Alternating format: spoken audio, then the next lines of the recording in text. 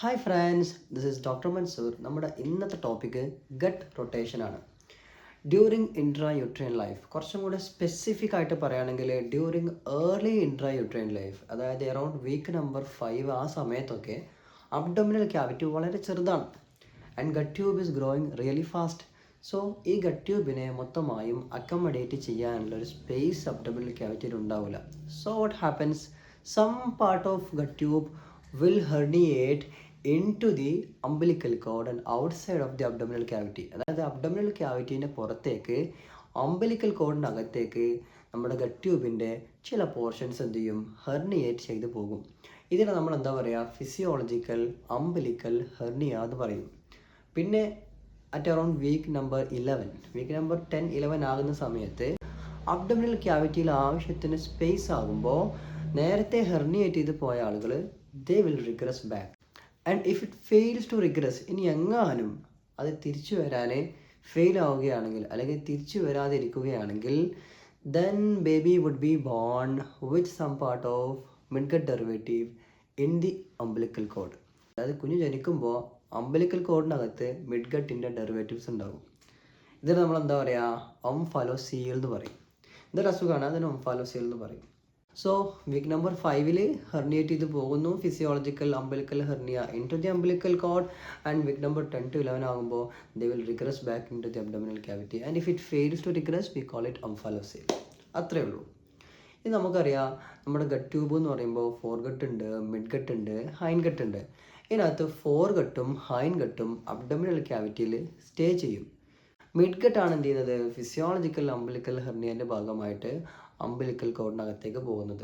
നമുക്കറിയാം posterior abdominal വാൾ നമുക്ക് അയോട്ട ഉണ്ട്. അയോട്ടയിൽ നമുക്ക് സുപ്പീരിയർ മെസെൻട്രിക് ആർട്ടറി വരുന്നുണ്ട്. സുപ്പീരിയർ മെസെൻട്രിക് ആർട്ടറിയാണ് മിഡ്ഗട്ടിൻ്റെ ആർട്ടറി. മിഡ്ഗട്ട് അംബലിക്കസിനകത്തേക്ക് ഹെർണിയേറ്റ് ചെയ്ത് പോകുമ്പോൾ പിന്നാലെ തന്നെ ആരും പോകും, സുപ്പീരിയർ മെസെൻറ്ററിക് ആർട്ടറിയും പോകും. മിഡ്ഗട്ട് എന്ന് പറയുമ്പോൾ അതിനകത്ത് 2 പോയിന്റ്സും കൂടി ഉണ്ട്. അതായത് DJ ജംഗ്ഷനും അതുപോലെ തന്നെ IC ജംഗ്ഷനും. മിഡ്ഗട്ടിൻ്റെ തുടക്കം എന്ന് പറയുന്നത് ഡുവോഡിനോ ജജനൽ ജംഗ്ഷനാണ്. അതുപോലെ തന്നെ അവസാനം എന്ന് പറയുന്നത് ഐലിയോ സീക്കൽ ജംഗ്ഷനാണ്. സോ മിഡ്ഗട്ട് ഹെർണിയേറ്റ് ചെയ്ത് പോകുമ്പോൾ ഈ 2 പോയിന്റ്സും കൂടെ എന്ത് ചെയ്യും, അംബിലിക്കൽ കോഡിനകത്തേക്ക് ഹെർണിയേറ്റ് ചെയ്ത് പോകും. ഈ DJ ആൻഡ് IC ജംഗ്ഷൻസിൻ്റെ ഒരു ഓറിയൻറ്റേഷൻ എന്ന് പറയുന്നത് DJ is more superior and IC എന്ന് പറയുന്നത് ഇൻഫീരിയർ, ഇങ്ങനെയാണ് ഉണ്ടാകുക. പിന്നെ ഇത് രണ്ടിൻ്റെയും കൂടെ ഒരു ആക്സിസ് ആയിട്ട് നടുഭാഗത്ത് ആരുണ്ട്, സുപ്പീരിയർ മെസെൻട്രിക് ആർട്ടറി ഉണ്ട്. സോ ഇവർ ഇങ്ങനെയാണ് അംബിലിക്കൽ കോഡിനകത്തേക്ക് ഹെർണിയേറ്റ് ചെയ്ത് പോകുന്നത്. ആൻഡ് വൺസ് ഇവർ അംബിലിക്കൽ കോഡിനകത്തേക്ക് ഇങ്ങനെ ഹെർണിയേറ്റ് ചെയ്ത് എത്തിക്കഴിഞ്ഞാൽ അംബിലിക്കൽ കോഡിനകത്ത് വെച്ചിട്ട് they will rotate 90 degree anti clock vice.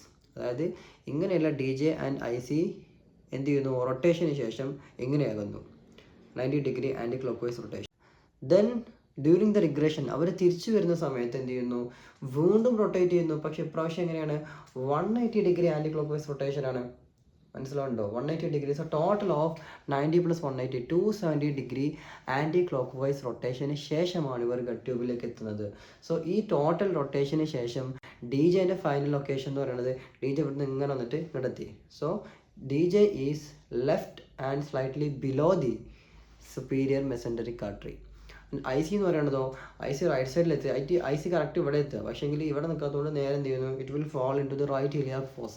Right iliac ഫോസയാണ് റൊട്ടേഷന് ശേഷമുള്ള ICൻ്റെ location.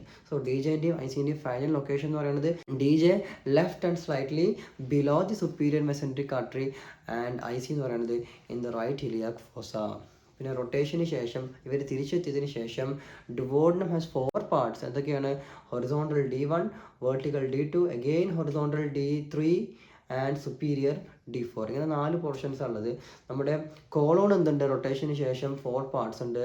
Ascending colon, transverse colon, descending colon and sigmoid colon. ഇങ്ങനെ 4 പോർഷൻസ് ആണ് കോളോണും ഉള്ളത്. ഇപ്പോൾ നമുക്ക് duodenum has become the part of small intestine, jejunum has become the part of small intestine and ileum also become the part of small intestine. തുടക്കത്തിൽ ഇത് 3 എന്തുണ്ടാകും, double folded peritoneum ഉണ്ടാകും, ദാറ്റ് ഈസ് മെസെൻറ്ററി ഉണ്ടാകും. പക്ഷെ പിന്നീട് എന്ത് ചെയ്യുന്നു, duodenum mesentery loose ചെയ്യുന്നു and it will fall into retroperitoneal area. അങ്ങനെ ഡുവോഡിനം മെസെൻറ്ററി ലൂസ് ചെയ്ത് റെട്രോ പെരിറ്റോണിയത്തിലേക്ക് പോകുന്നു. ബാക്കിയുള്ള ജജനത്തിനും ഐലിയത്തിനും മെസെൻറ്ററി ഉണ്ട്. മെസെൻറ്ററി എന്തിനാണ്, ടു സപ്ലൈ ബ്ലഡ് വെസൽസ് അല്ലേ, ബ്ലഡ് വെസൽസ് ലിംഫാറ്റിക്സ് ഒക്കെ സപ്ലൈ ചെയ്യാനാണ് മെസെൻറ്ററി ഉള്ളത്. സോ ഈ ഡി ജെ ആൻഡ് ഐ സിൻ്റെ ആ ഒരു പ്ലെയിൻ ഓഫ് ആക്സിസിലാണ് ഈ മെസൻറ്ററിൻ്റെ റൂട്ട് ഉള്ളത്. മെസൻറ്ററിൻ്റെ റൂട്ട് അല്ലെങ്കിൽ ബേസ് എക്സ്റ്റെൻഡ് ചെയ്യുന്നത് from D J to I C, from D J to I C. ഈ ഡി ജെനെ ഇവിടെ ഫിക്സ് ചെയ്ത് നിർത്തുന്നത് നമ്മൾ പറഞ്ഞ left and slightly below the superior mesenteric artery എന്ന് പറഞ്ഞ സ്ഥലത്ത് ഡി ജെനെ ഫിക്സ് ചെയ്ത് നിർത്തുന്നത് it is ligament of Treitz ആണ് കേട്ടോ. ലിഗമെന്റ് ഓഫ് ട്രൈറ്റ്സ് ആണ്. സോ ആ ഒരു പോയിന്റിൽ നിന്ന് തന്നെയാണ് സ്മോൾ ഇൻറ്റസ്റ്റൈൻ്റെ മെസൻട്രി വരുന്നതും അതിങ്ങനെ റൈറ്റിലേക്ക് ഫോസിലേക്ക് എക്സ്റ്റെൻഡ് ചെയ്ത് പോകുന്നതും.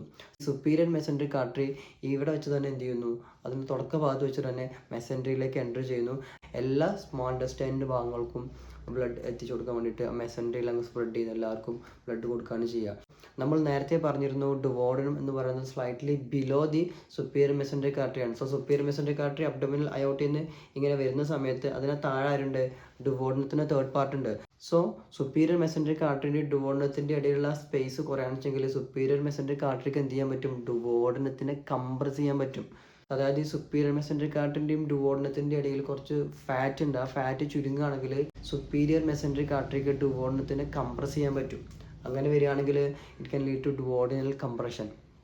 പിന്നെ നമ്മൾ പറഞ്ഞത് root of the mesentery crosses, അത് എന്തിനൊക്കെ ക്രോസ് ചെയ്യുമെന്ന് പറഞ്ഞു. Third horizontal part of the duodenum, right ureter, then right sided gonadal vessels and then 2 big vessels. അത് ഏതൊക്കെയാണ് നമുക്കറിയാം, നമ്മുടെ അയോട്ടയും അതുപോലെ തന്നെ ഇൻഫീരിയർ വീനക്കാവിനെയും കൂടെ ഇത് ക്രോസ് ചെയ്തിട്ടാണ് റൈറ്റ് ഏരിയ ഫോസയിലേക്ക് എത്തുന്നത്. സോ ഇത്രയും കാര്യങ്ങളാണ് നമുക്ക് ഗട്ട് റൊട്ടേഷനിൽ പറയാനുള്ളത്. Hope you understood. നിങ്ങൾക്ക് ഇഷ്ടമായി എങ്കിൽ, മനസ്സിലായി എങ്കിൽ നിങ്ങളുടെ ഫ്രണ്ട്സിലേക്കും കൂടെ ഷെയർ ചെയ്ത് കൊടുക്കുക. ചാനൽ സബ്സ്ക്രൈബ് ചെയ്യുക, ലൈക്ക് ചെയ്യുക, കമൻറ്റ് ചെയ്യുക. Thank you.